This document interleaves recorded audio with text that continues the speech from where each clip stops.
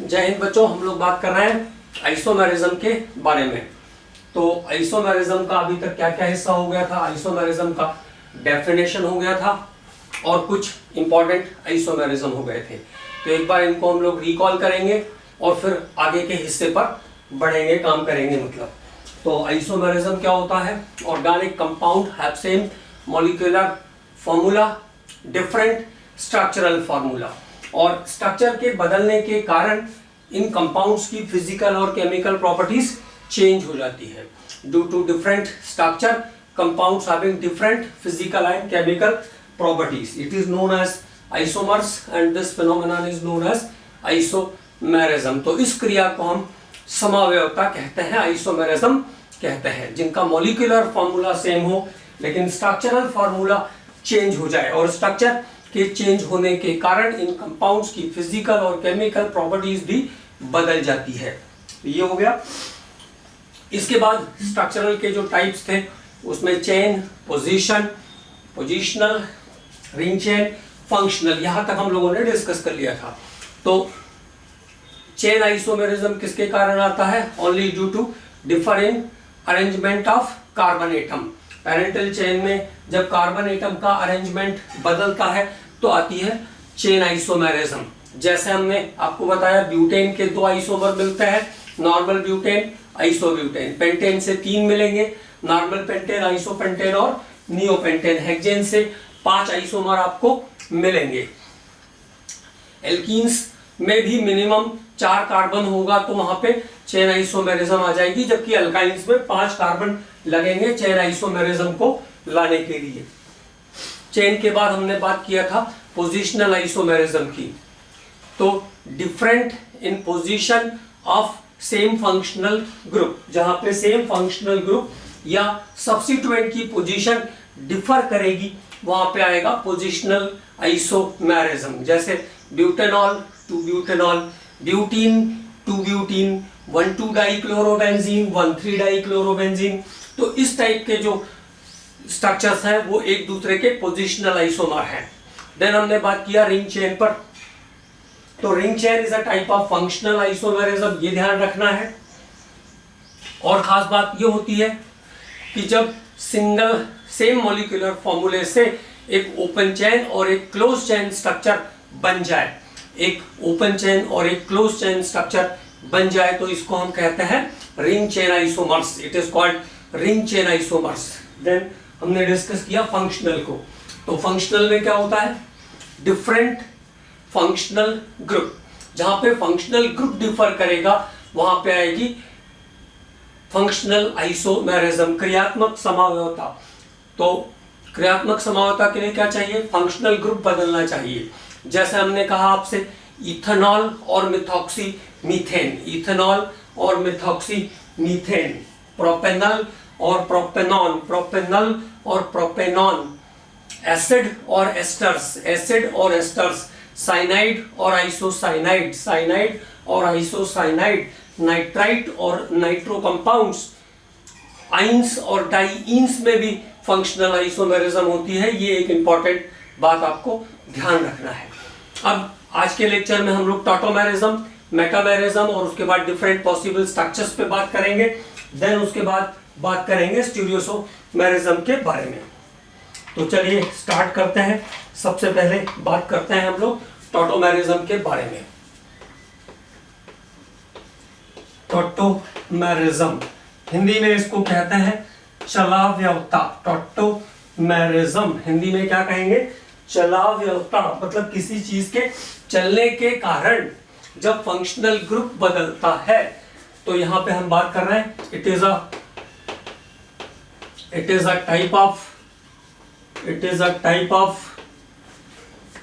A specific type of functional isomerism.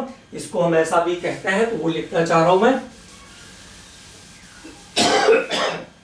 It is a specific type of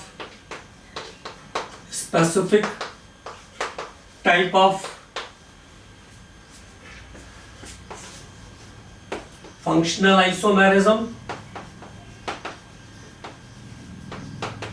specific type of functional isomerism in which in which change in functional group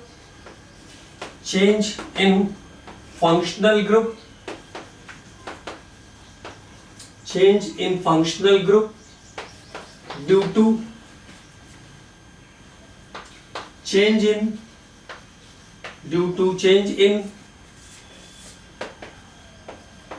relative position of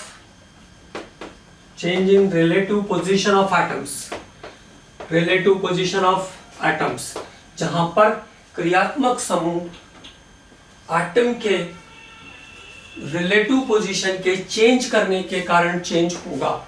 change in position of functional group due to change in relative position of atoms.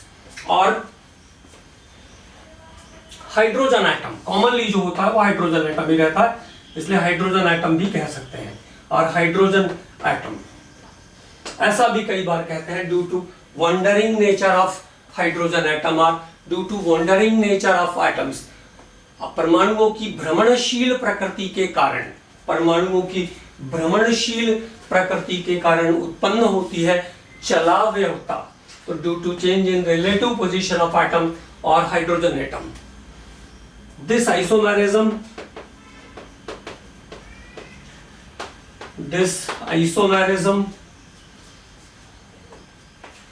is also known as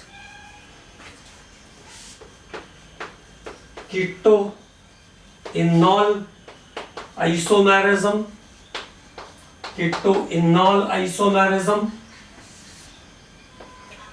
प्रोटोट्रॉफी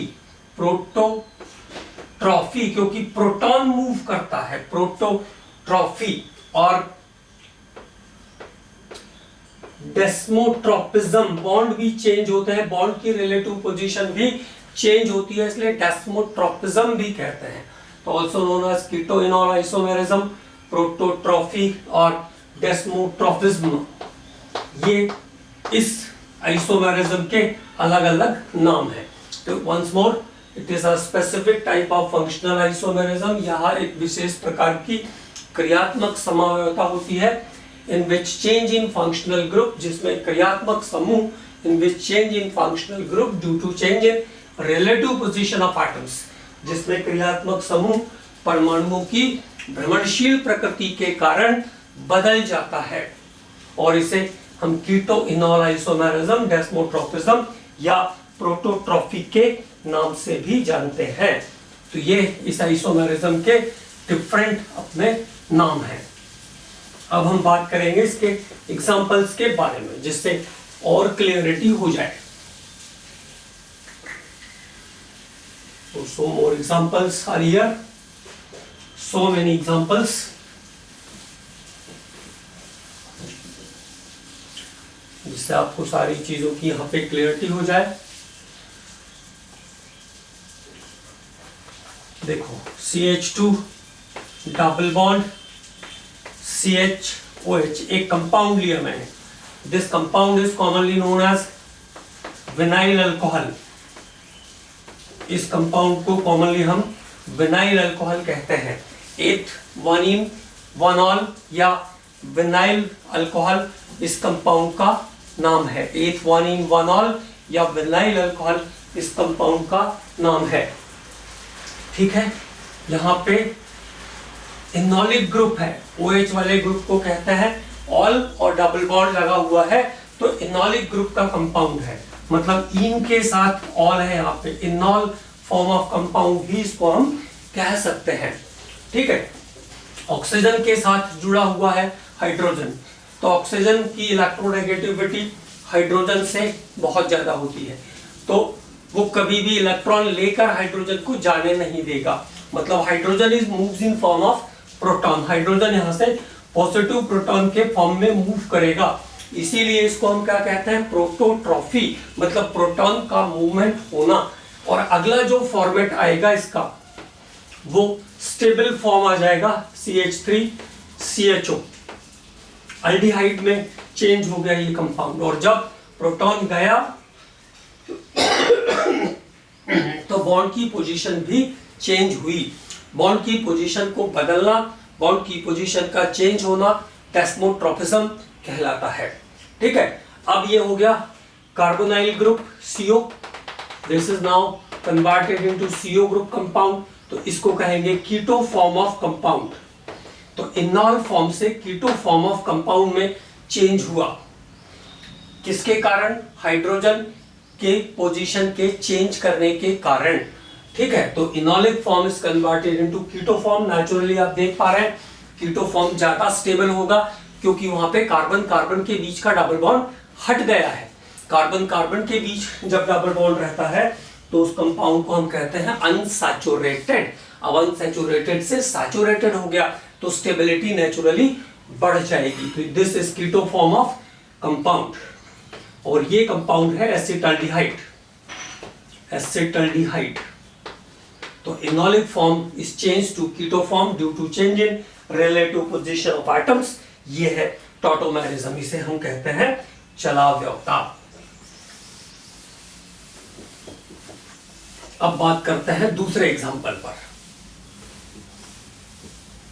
तो इस type के जो system होते हैं इसमें atoms अपनी relative position को change करता है, और रिलेटिव पोजीशन के चेंज करने के कारण वो डिफरेंट डिफरेंट फॉर्मेट्स में कन्वर्ट होता रहता है। अब अगला कंपाउंड लिया मैंने, देखो CH3 CO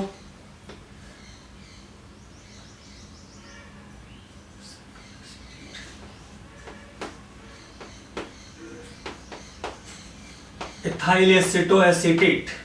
this compound is called ethyl acetoacetate। मतलब अब कुछ कीटो फॉर्मेट को हम एनोलिक फॉर्मेट में चेंज करने की बात कर रहे हैं यहाँ पे। तो ये कीटो फॉर्म में है ethyl acetoacetate, keto form of compound, और नेचुरली यहाँ पे ज्यादा स्टेबल है, भी दिख रहा है keto form of ethyl acetoacetate।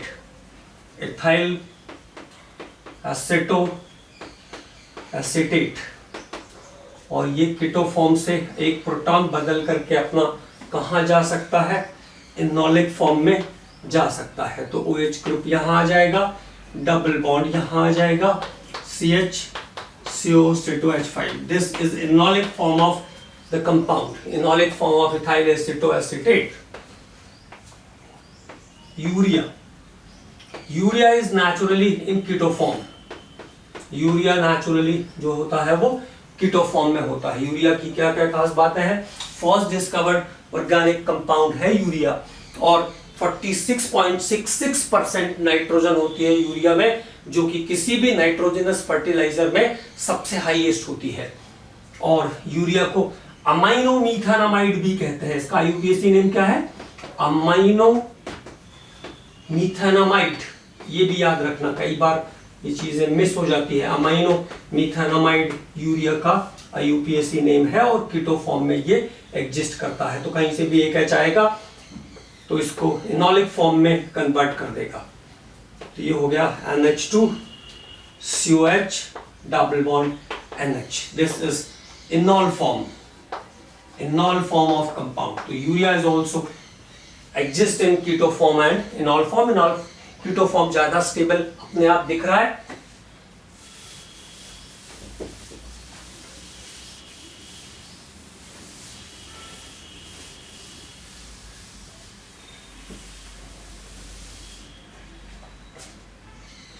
इसके बाद acetone, acetone is naturally exist in keto form.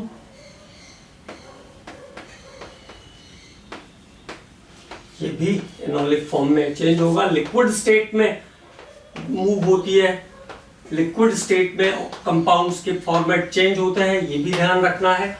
Tautomerism is exist in liquid form. Tautomerism जो होती है वो जलीय अवस्था या द्रव अवस्था में मूवमेंट को देखते हैं यहाँ पर। अगला एग्जांपल देखते हैं हम लोग।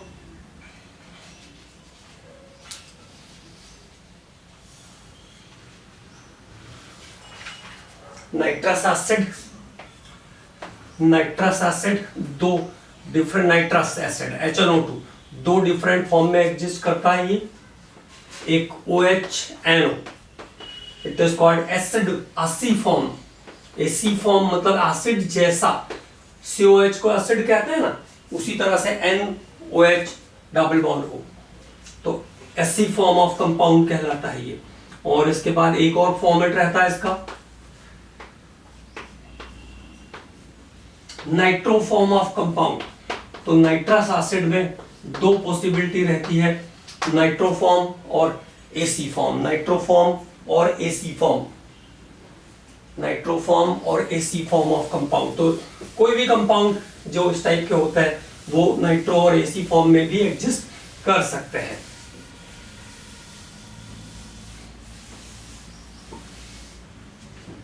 नाइट्रो फॉर्म और AC फॉर्म दोनों में एग्जिस्ट कर सकते हैं, ये ध्यान रखना है। जैसे AgNO2 है, तो AgNO2 में देखो AgONO, ये इसका नाइट्राइट फॉर्म है, नाइट्राइट फॉर्म। और AgNO2 अगर मैं लिखूंगा तो ये इसका नाइट्रो फॉर्म है, नाइट्रो फॉर्म। तो नाइट्राइट फॉर्म और नाइट्रो फॉर्म में भी आ सकती है टॉटोमेरिज्म। नाइट्राइट फॉर्म और नाइट्रो फॉर्म में भी टॉटोमेरिज्म हमें देखने को मिल सकता है। एग्जाम्पल से ये रहता है, डिफरेंट एग्जाम्पल से, कि कभी आंखों के सामने से गुजरा है तो आंसर लगाने में बहुत आसानी रहती है। अब देखो, जैसे कुछ कंपाउंड्स की और बात करते हैं। ये कंपाउंड है साइक्लोहेक्सानॉन। साइक्लोहेक्सानॉन अपने आप में स्टेबल है। अगर अल्फा पोजीशन पे फ्री हाइड्रोजन प्रेजेंट है, sp3 हाइब्रिडाइज्ड कार्बन है और फ्री हाइड्रोजन प्रेजेंट है, तो यहां पर भी आपको टॉटोमेरिज्म देखने को मिलेगा। हालांकि इसका जो टॉटोमेरिक फॉर्म होगा, जैसे H यहां से निकल करके कहां गया, ऑक्सीजन के पास गया, तो ये हो गया OH ग्रुप और ये हो गया डबल बॉन्ड। तो ये जो फॉर्मेट बना ये कैसा है, अनसैचुरेटेड हो गया। अब ये अनसैचुरेटेड हो गया, तो enolic form of the compound, enol form. तो इनोलिक फॉर्म ऑफ कंपाउंड जो होगा वो बहुत ही कम स्टेबल होगा। अगर स्टेबिलिटी देखें तो ये 98% के आसपास रहता है, 99.98 रहता है, 99.98%। और इसकी स्टेबिलिटी केवल कितनी रहती है, 0.2%। बट दिस साइक्लोहेक्सानॉन हैविंग 2 टॉटोमर्स, इसके 2 टॉटोमर निकल सकते हैं, एक जो है वो साइक्लोहेक्सानॉन और एक जो है इनोलिक फॉर्म ऑफ साइक्लोहेक्सानॉन। इसके अलावा आपको और इंपॉर्टेंट बात है इसमें क्या ध्यान रखनी है, वो ये कि जो क्विनोनॉइड सिस्टम होते हैं, क्विनोनॉइड, बेंजीनॉइड और क्विनोनॉइड के बारे में मैंने बात किया था। जो ओरिजिनल रिंग होती है वो बेंजीनॉइड, और जब वो डबल बॉन्ड के थ्रू चलती है तो उसको कहते हैं क्विनोनॉइड फॉर्म। तो quinonoid noid form do not show quinonoid form do not show tautomers. Quinonoid form जो होते हैं वो टॉटोमेरिज्म शो नहीं करते हैं। देखो यहाँ पे क्या सिचुएशन रहती है, यहाँ पे जो सिचुएशन है, अल्फा पोजीशन तो है, अल्फा पोजीशन पे हाइड्रोजन भी है एक, लेकिन वो हाइड्रोजन sp2 हाइब्रिडाइज्ड कार्बन से जुड़ी हुई है और आसानी से मूव नहीं करेगी। तो क्विनोनॉइड फॉर्म में टॉटोमेरिज्म नहीं होगा किसी कंपाउंड के। ये एक इंपॉर्टेंट बात आपको ध्यान रखना है, क्विनोनॉइड फॉर्म में टॉटोमेरिज्म नहीं होती है, ये ध्यान रखना है। एक और कंपाउंड ले लेते हैं example, one more example of quinonoid form.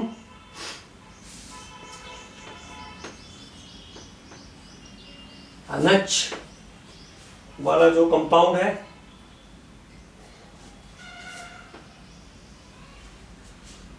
it is like यहाँ पे रिंग पूरी है, इसके बाहर है। तो इस टाइप के जो कंपाउंड है, इसके साथ साथ जो है ध्यान रखना है आपको, जैसे आपके पास स्ट्रक्चर है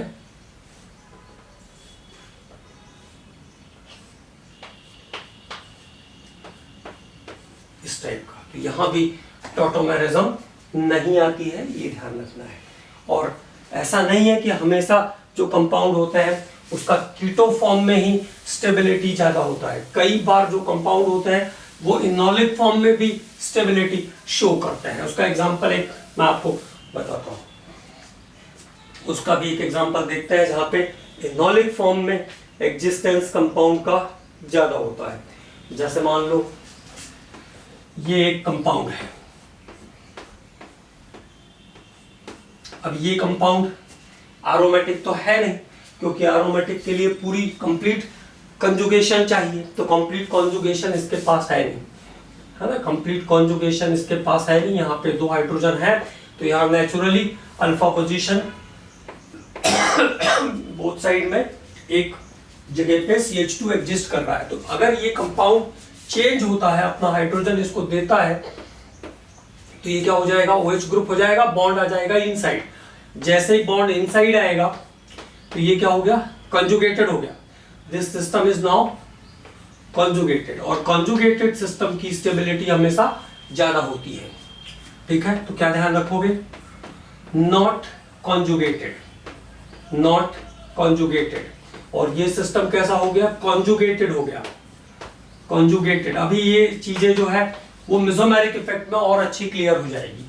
तो कंजुगेटेड सिस्टम हो गया, मोर स्टेबल होगा कंजुगेटेड सिस्टम, मतलब इस कंपाउंड का इनोलिक फॉर्म ज्यादा स्टेबल होगा, मोर स्टेबल होगा इसका कंजुगेटेड फॉर्म, ये ध्यान रखना है। तो कंजुगेटेड फॉर्म्स जो होते हैं वो मोर स्टेबल होते हैं। कहीं पर भी ध्यान रखना है, अगर कंजुगेटेड फॉर्म कंपाउंड का आ रहा है तो उसकी स्टेबिलिटी ज्यादा होगी। अगर कंपाउंड का कंजुगेटेड फॉर्म आ रहा है तो उसकी स्टेबिलिटी नॉर्मल कंपाउंड से ज्यादा होगी, ये बात ध्यान में रखना है।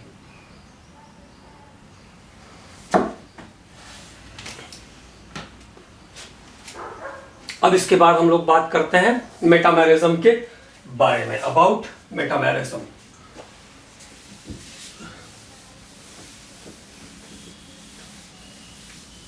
तो टॉटोमेरिज्म में इतनी सारी चीजें आपको सॉल्व करके रखना है। Metamerism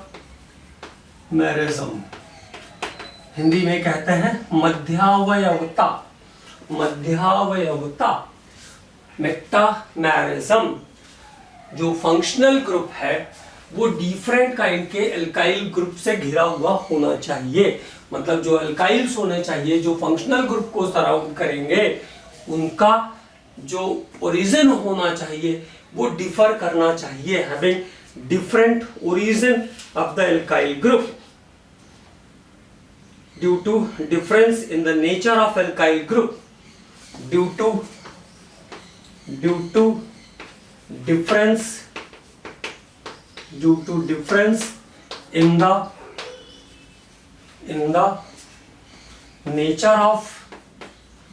nature of alkyl group, due to difference in the nature of alkyl group, difference in the nature of alkyl group or different origin of alkyl group, alkyl group का origin बदलना चाहिए, alkyl group का origin बदलना चाहिए, ये ध्यान रखना है। यहाँ पर बड़ा इंपॉर्टेंट पॉइंट है ये। अब देखो, जैसे मैंने कहा, एक एग्जांपल लिया मैंने, मिथॉक्सीप्रोपेन। तो एक साइड मिथाइल ग्रुप है, एक साइड इथाइल ग्रुप है। तो फंक्शनल ग्रुप को सराउंड करने वाले अल्काइल ग्रुप डिफरेंट टाइप के हैं, मिथॉक्सीप्रोपेन। अभी मैंने कहा ethoxy ethane same functional group है, बट एल्काइल ग्रुप क्या कर रहा है, डिफर कर रहा है। एल्काइल ग्रुप क्या कर रहा है, डिफर कर रहा है। तो सेम फंक्शनल ग्रुप। तो हम लोग बात कर रहे हैं मेटामेरिज्म के एग्जांपल्स के बारे में।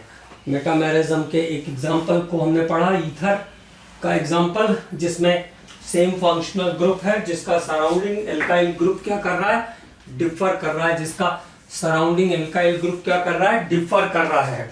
तो इसी तरीके से अगले स्ट्रक्चर पे देखते हैं। देखो C2H5NH C2H5 डाईइथाइल अमाइन और इसके साथ साथ मिथाइल प्रोपाइल अमाइन। तो same molecular formula, different alkyl group. अगला स्ट्रक्चर देखते हैं CH3CO CH2 CH2 CH3। ये है 2 पेंटानॉन और 2 पेंटानॉन में एक तरफ कार्बोनाइल के मिथाइल ग्रुप है, एक तरफ प्रोपाइल ग्रुप है, एक तरफ मिथाइल ग्रुप है, एक तरफ प्रोपाइल ग्रुप है। अब 2 पेंटानॉन के बाद दूसरा स्ट्रक्चर जहां पे मेटामेरिज्म आ सकती है, जिनको मिलाकर मेटामेरिज्म आ सकती है, वो ये एक बार डाईइथाइल कीटोन। तो 2 पेंटेनॉन और 3 पेंटेनॉन के बीच अल्काइल ग्रुप डिफर कर रहा है, इसलिए यहां भी मेटामेरिज्म आ जाएगी। तो इस तरीके से हम देखते हैं मेटामेरिज्म को। और कुछ एग्जांपल देख लेते हैं जहां डिफरेंट टाइप के आइसोमेरिज्म एग्जिस्ट करेंगे, तो आपको इससे और क्लियर हो जाएगा। इससे जो थोड़ी क्लियरिटी है वो और बढ़ जाएगी। तो और एग्जांपल्स पे बात कर लेते हैं, थोड़े से और एग्जांपल देख लेते हैं। देखो जैसे एक स्ट्रक्चर लिया मैंने, ABC 3 स्ट्रक्चर मैं आपके लिए ले रहा हूं। C2H5OC2H5 पहला स्ट्रक्चर है इथॉक्सी इथेन का। स्ट्रक्चर बी लिया मैंने यहां पे मिथॉक्सी प्रोपेन का।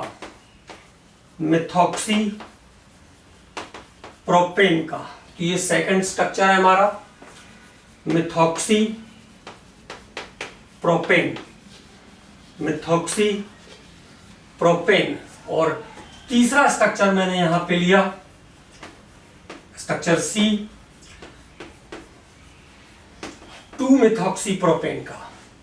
2-मिथॉक्सी प्रोपेन, तो मिथॉक्सी प्रोपेन और 2-मिथॉक्सी प्रोपेन। अब यहाँ पे क्या खास बात है, क्या मैं बताना चाह रहा हूं कि इन तीनों स्ट्रक्चर में 1 2 1 3 और 1 और 2 3 में कौन से आइसोमेरिज्म एग्जिस्ट कर रहे हैं उसकी बात करना चाह रहे हैं हम। जैसे मान लो 3 स्टेटमेंट दिए मैंने आपको, A and B are metamers, ऐसा कहा मैंने A and B are metamers. Structure second time मैंने कहा A and B are metamers, A and C are second time मैंने कहा A and C are metamers. और थर्ड टाइम मैंने कहा B and C are metamers. अब इनमें से आपको ये जस्टिफाई करना है कि कौन सा स्टेटमेंट मैंने रॉन्ग लिखा है। तो इसको पहचानने के लिए आपको मेटामेरिज्म का डेफिनेशन पे जाना पड़ेगा। क्या था मेटामेरिज्म का डेफिनेशन, क्या कहता है metamerism? Same functional group which is surrounded by alkyl group of different origin, जिसमें अल्काइल ग्रुप का ओरिजिन बदलना चाहिए। तो देखो यहां पे A और B की बात करो तो मिथाइल इथाइल है, इस साइड क्या है, इथाइल प्रोपाइल है, तो अल्काइल ग्रुप बदल रहे हैं। फर्स्ट और थर्ड में भी मिथाइल इथाइल है, यहीं से जस्टिफाई हो जाएगा। तो यहां भी मेटामेरिज्म आ जाएगी। तो ये 2 स्टेटमेंट हमारे राइट है, मतलब स्टेटमेंट थर्ड वाला जो स्टेटमेंट है वो इनकरेक्ट है। B और C, इधर एक कार्बन का ग्रुप मिथाइल और इधर दोनों अल्काइल ग्रुप जो हैं इनका ओरिजिन C3H7 का है। अगर जोड़ोगे तो सब मिला के क्या बन जाएगा, C3H7। ठीक है, तो B और C को आपको ध्यान रखना है, B and C are not metamers. B और C मेटामर्स नहीं है, ये मेटामर्स नहीं है, आर नॉट मेटामर्स। अब मान लो कभी आपसे यही पूछा है कि बी और सी में कौन सा आइसोमेरिज्म एग्जिस्ट करेगा, तो यहाँ पे देखो मिथॉक्सी की पोजीशन क्या है 1 2 3, फर्स्ट कार्बन से जुड़ा हुआ है मिथॉक्सी ग्रुप, पूरा मिथॉक्सी एक साथ कंसीड होगा है ना, मिथॉक्सी ग्रुप फर्स्ट कार्बन पर जुड़ा हुआ है। और अगर आप स्ट्रक्चर सी में देखोगे तो 1 2 एंड 3 मिथॉक्सी ग्रुप यहाँ पे सेकेंड कार्बन पर जुड़ा हुआ है। तो मिथॉक्सी प्रोपेन और 2 methoxy propane, it means there is change in the position of the methoxy group, तो it is positional isomer, it is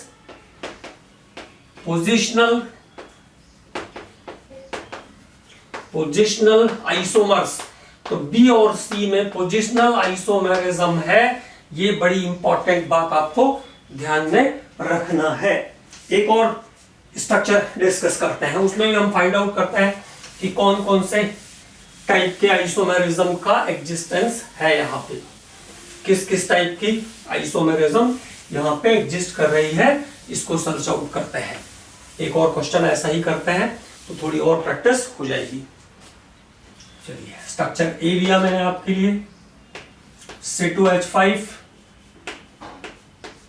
CO C2H5, ये डाइइथाइल कीटोन कह सकते हैं, 3 पेंटेनॉन भी कह सकते हैं, बल्कि मैं इसको पूरा ओपन करके बनाता हूं जिससे आपको और ज्यादा आसानी रहे।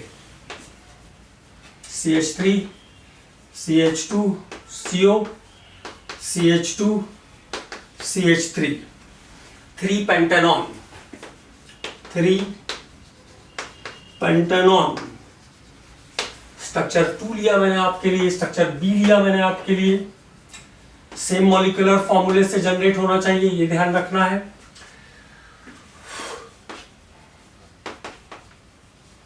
पांच कार्बन का डेरिवेटिव 1 2 3 4 और ये 5, 2 पेंटेनॉन, 2 पेंटेनॉन। और यहां पे जो स्ट्रक्चर सी लिया मैंने आपके लिए वो है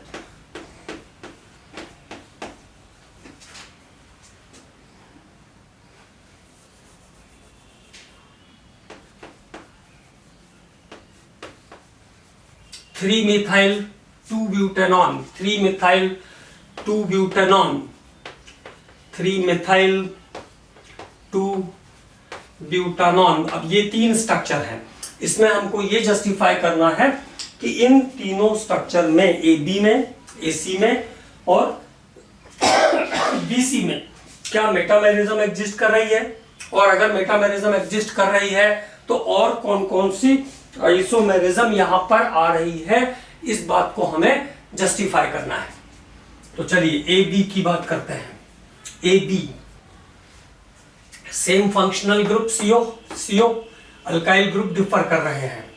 R मेटामर्स, तो ये मेटामर्स हैं, ये बात जस्टिफाई हो गई, इट इज मेटामर्स। और इसके साथ देखो एक कैसा है 3 पेंटानॉन है, एक 2 पेंटानॉन है, it means there is change in the position of the functional group, यहाँ पे क्रियात्मक समूह की स्थिति भी बदल रही है।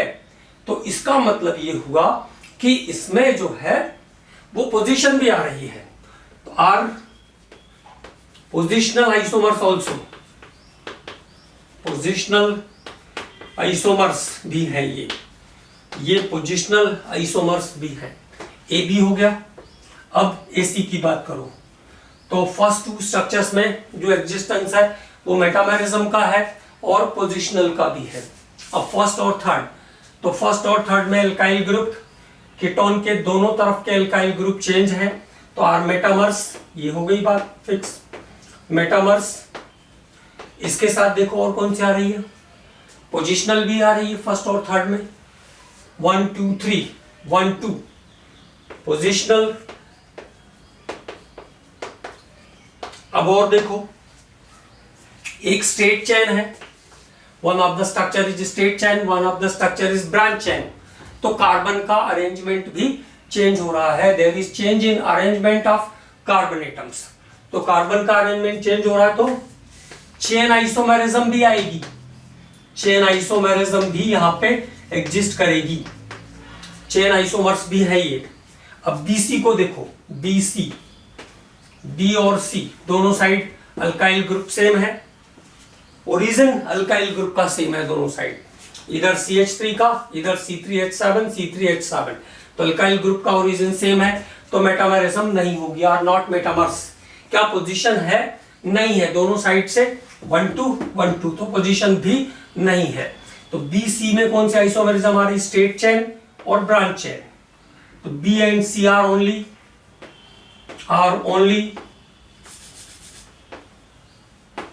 Chain isomers. तो B और C में कौन से आइसोमेरिज्म आ रही है? चेन आइसोमेरिज्म आ रही है, आर ओनली चेन आइसोमर्स। तो ये इंपॉर्टेंट बात और आ गई। तो इस तरीके से हम क्या देख पाते हैं? इस तरीके से हम ये देख पाते हैं कि कहां पे किस किस टाइप का आइसोमेरिज्म एग्जिस्ट कर रहा है, किस किस टाइप का आइसोमेरिज्म एग्जिस्ट कर रहा है, इस बात को हम जस्टिफाई कर पाते हैं यहां से। अब बात करते हैं अगले स्ट्रक्चर, किसके कितने स्ट्रक्चर पॉसिबल होंगे। तो कुछ तो हमने बनाए हैं और कुछ आप बनाएंगे, हाँ। ऐसा मत सोचिए कि सब कुछ मुझे ही करना है, आपको भी बनाना है, आपको भी इसके साथ जूझना है, हमेशा अच्छे काम में मदद करनी है और उसको आगे बढ़ाना है, बहुत बहुत संघर्ष करना है, तब जा करके सफलता मिलती है। और सफलता को जो है हम अपनी मेहनत से प्राप्त करते हैं। कभी भी इसको नसीब पर मत छोड़िए, नसीब तब देखा जाता है जब हम क्विट कर देते हैं तब। तो क्विट करना नहीं है, संघर्ष करते रहना है, मेहनत करते रहना है, सफलता अपने आप मिलेगी। अगर सब कुछ नसीब से ही मिल रहा होता तो आपको पता है कि अगर नसीब से सब कुछ मिल रहा होता तो बिना एग्जाम दिए ही सिलेक्शन हो जाता, बिना पढ़े ही सेलेक्ट हो जाते। तो ऐसा नहीं है, उसका कुछ अपना रोल रहता है 2-4%, लेकिन सफलता उन्हीं को मिलती है जो बहुत मेहनत करते हैं। तो अल्केन्स के तो आपको याद ही होंगे, अल्केन्स C4H10 से जो पॉसिबल है वो 2, C5H12 से जो स्ट्रक्चर पॉसिबल हैं चेन आइसोमर्स वो है 3, C6H14 से पॉसिबल है 5। ये यहां तक आपसे पूछ सकते हैं, तो यहां तक की सभी बातें हम लोग पहले ही कर चुके हैं। C6H14 से पॉसिबल है 5, हेप्टेन से पॉसिबल है 9, C7 7 दूनी 14 2 16 से पॉसिबल है 9। अगर हम एल्कीन्स की बात करेंगे, एल्कीन्स में, क्योंकि एल्कीन्स में आपको ये भी ध्यान रखना है कि एल्कीन्स में साइक्लो स्ट्रक्चर भी आते हैं, एल्कीन्स में साइक्लो स्ट्रक्चर भी आते हैं, ये ध्यान रखना है। C3H6 तो प्रोपीन से पॉसिबल है 2, एक ओपन चेन और एक क्लोज चेन, एक साइक्लोप्रोपेन आएगा, 2 पॉसिबल है। C4H8 इसके आगे नहीं जा पाएंगे क्योंकि इसके आगे बहुत सारे स्ट्रक्चर बनने लगते हैं। C4H8 टोटल 6 पॉसिबल है C4H8 से, C4H8 से टोटल पॉसिबल है 6, ओपन चेन भी बनेंगे और साइक्लिक भी बनेंगे, तो ट्राई मारना है इसके स्ट्रक्चर्स को, है ना। इसके बाद एल्काइंस, अल्काइंस में किससे कितने बनेंगे उसकी बात हम लोग करने वाले हैं।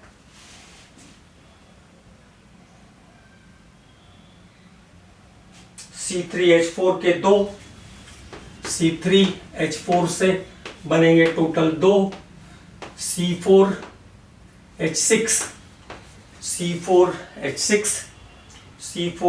से बनेंगे 6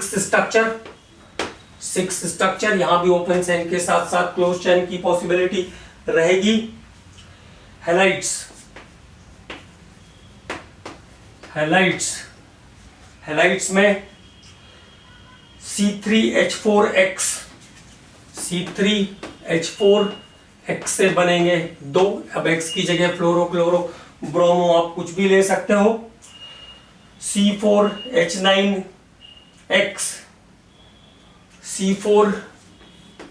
H9X से बनेंगे टोटल स्ट्रक्चर 4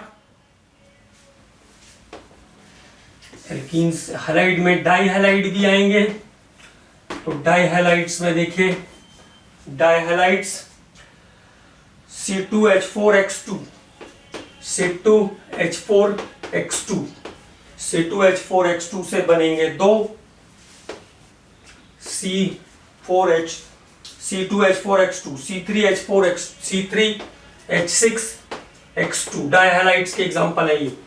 C3H4X2 से बनेंगे 4, इसके आगे नहीं जाएंगे। C4H9X2 से बनेंगे 9 स्ट्रक्चर। तो ये हो गए मोनोहैलाइड और डाइहैलाइड के पॉसिबल स्ट्रक्चर्स।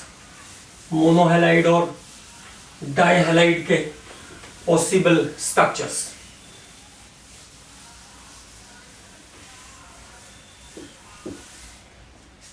अब इसके बाद बात करते हैं अल्कोहल्स की। अल्कोहल्स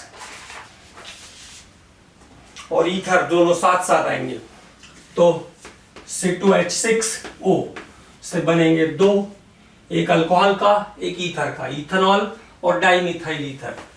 C3 के भी देख लेते हैं। C4 का ही बनेगा, है ना, इंपॉर्टेंट वहीं से आएगा। C4H10O से बनते हैं 7, इसको जरूर ध्यान रखना है ना, 7। 4 अल्कोहल वाले, बहुत बार आ चुका है क्योंकि ये 4 अल्कोहल और 3 ईथर्स वाले, 4 अल्कोहल और 3 ईथर। अब एल्डिहाइड कीटोन में जब आप जाओगे तो एल्डिहाइड कीटोन्स में मिनिमम कीटोन के लिए 3 कार्बन चाहिए। एल्डिहाइड कीटोन्स C3H6O से बनेंगे 2, एक एल्डिहाइड का एक कीटोन का, प्रोपेनॉल और प्रोपेनॉन। C4H8O 2 एल्डिहाइड बनेगा इससे और एक कीटोन बनेगा।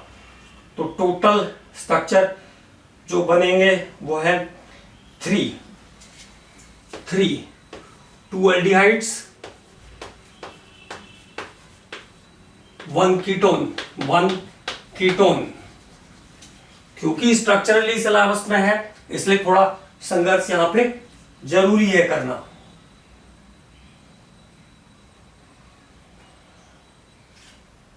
ठीक है। C5H10O से टोटल जो स्ट्रक्चर बनते हैं वो है 7, 4 aldehyde 3 ketone 7, 4 aldehydes 3 ketones, 4 aldehyde और 3 कीटोन्स, 4 एल्डिहाइड और 3 कीटोन्स के पॉसिबल स्ट्रक्चर यहां पे आपको मिलेंगे।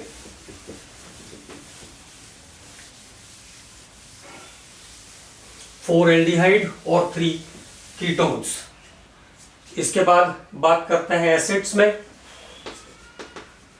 एसिड्स किसके साथ? एस्टर के साथ। एसिड और एस्टर C2H4O2 दो मिलेंगे, मैंने बना के दिया है, एक एसिड और एक एस्टर, एक एसिड और एक एस्टर। C3H6O2 C3H6O2 से 3 बनेंगे, एक एसिड का, one of the structure of the acid and two of the esters, two of the esters।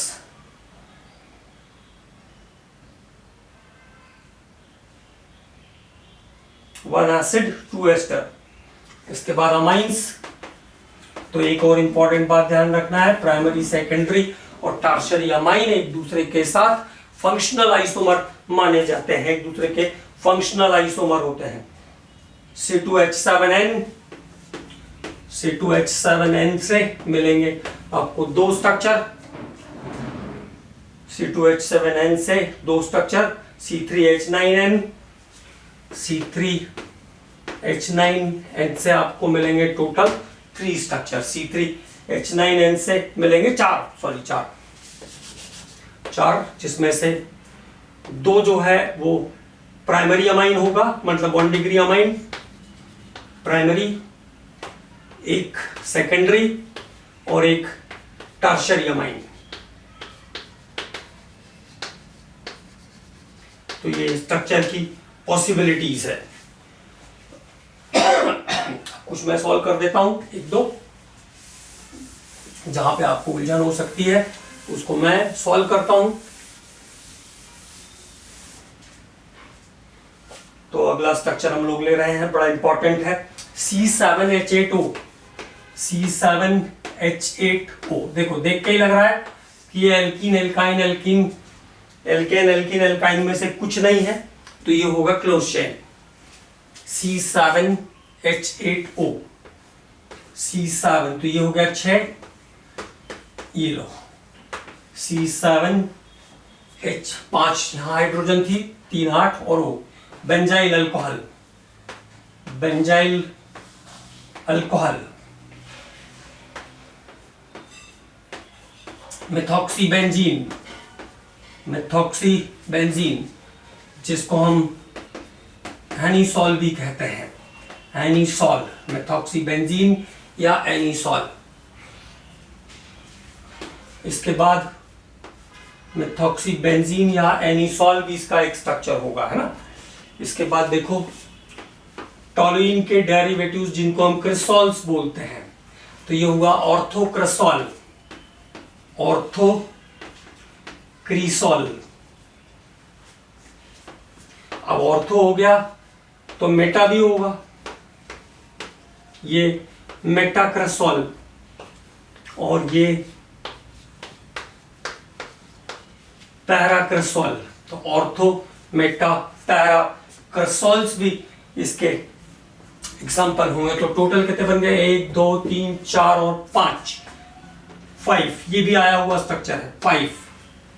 तो साथ में मैं आपको क्वेश्चंस भी कराते हुए चलता हूं, ऐसा लगे चाहे ना लगे, लेकिन क्वेश्चंस प्रीवियस ईयर के कवर होते रहते हैं। फिर भी आगे भी हम लोग क्वेश्चंस कवर करेंगे। अब इसके बाद अगला स्ट्रक्चर हम देखेंगे C7H7Cl से बनने वाले, C7H7Cl। तो टोटल कितने बनेंगे पहले ये देख लेते हैं। 1 2 3 4 स्ट्रक्चर बनेंगे इसके, 1 2 3 4। अब आप पहले ट्राई मार लो, फिर हम लोग बनाते हैं। तो देखो, एक बन जाएगा इससे benzyl chloride CH2Cl, benzyl chloride. एक स्ट्रक्चर क्या बन जाएगा इससे, बेंजाइल क्लोराइड का बन जाएगा, बेंजाइल क्लोराइड। और उसके बाद हम क्या करेंगे, इसको टॉलुइन ग्रुप पे ले लेते हैं, ये हुआ टॉलुइन। अब इसका ऑर्थोक्लोरो डेरिवेटिव, तो ऑर्थोक्लोरोटॉलुइन। फिर इसको हम पोजीशन बदलते चलेंगे, ये हो जाएगा मेटाक्लोरोटॉलुइन और ये हो जाएगी पैराक्लोरोटॉलुइन। तो ये 4 पॉसिबल स्ट्रक्चर है C7H7Cl से। और अगले लेक्चर में हम लोग स्टीरियो को स्टार्ट करेंगे, स्टीरियोसोमरिज्म पर बात करेंगे। जैसा मैंने आपको कहा है, कन्फर्मेशनल के बारे में हम डिटेल में बात करेंगे, ज्योमेट्रिकल और ऑप्टिकल को भी हम टच करेंगे। जहां जहां पे जो चीजें जरूरी है उसको जरूर सीखेंगे। क्वेश्चंस नहीं भी आते हैं तो कोई बात नहीं है, लेकिन रिस्क नहीं होना चाहिए लाइफ में, उसको कवर करेंगे 100%।